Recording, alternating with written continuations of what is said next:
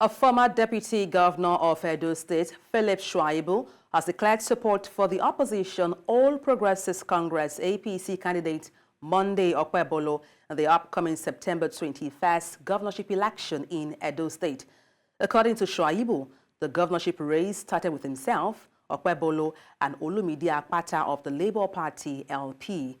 The former deputy governor spoke on the sidelines of the 2024 Father's Day celebration at St. Paul's Catholic Church in Benin City, the Edo State capital. Shaibu insisted that since he had dropped out of the race, his preferred choice is Okpebholo. He notes that Edo Governor Godwin Obaseki has said everyone was free to choose who to support in any election. The reason he has come out publicly to back the APC governorship candidate in the election despite his PDP membership. And to unpack this, I'm joined by Elvis Akpobi, Executive Director, Not Too Young to Lead Initiative. Good evening, glad to have you join me. Good evening, thanks for having me.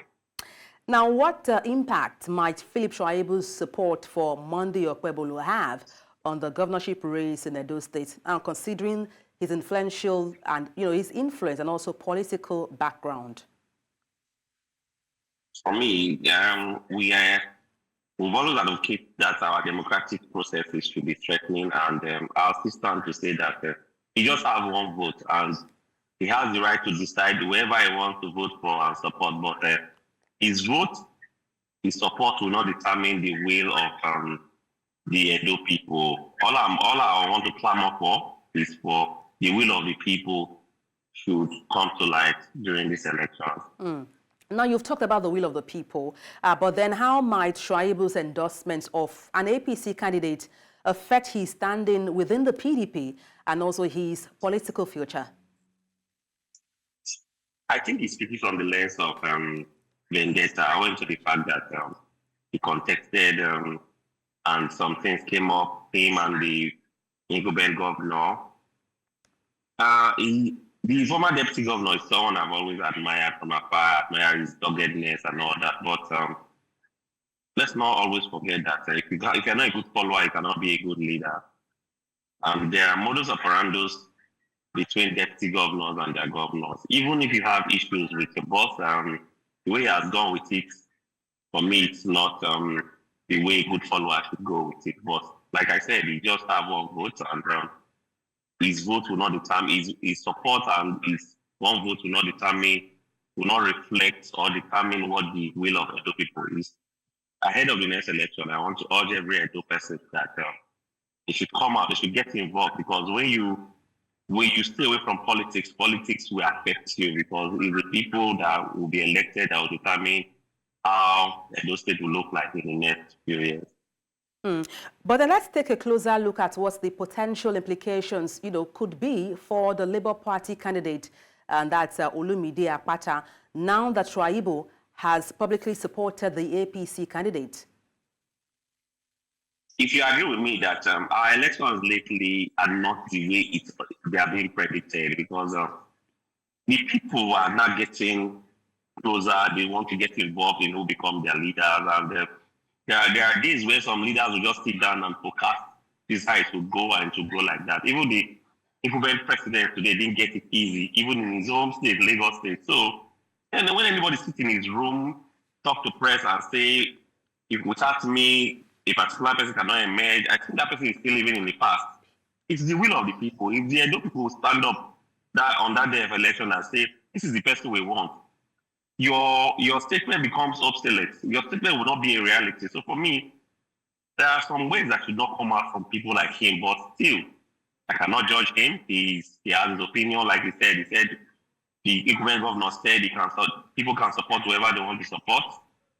Since he wants to support, he feels that he should support the APC candidates. It is fundamental human right, and we should let him be. But what I'll clamor for is for a free, fair, and credible election in Edo State. I know you said Edo people are the ones to decide, but then how does Governor Godwin Obaseki's stance on allowing free choice in support affect the dynamics within the Edo State political landscape? If every leader, every governor should allow people to choose whoever they want to be. All you need to do is to come out to and tell the people the reason why they should support the PDP. And if what he's saying and that this is what he achieved as a governor in PDP, Edo State, and the present candidate would do more from where he stopped, fine. But if he couldn't convince the people with what he has done or what he has on ground, because it has a negative ripple effect on how you are going to market the candidates of your party. That's why I always tell every privileged governor, president, anybody that's elected that these things are contracts. Elections are like contracts. People contract trust. People contract governors to you with their vote.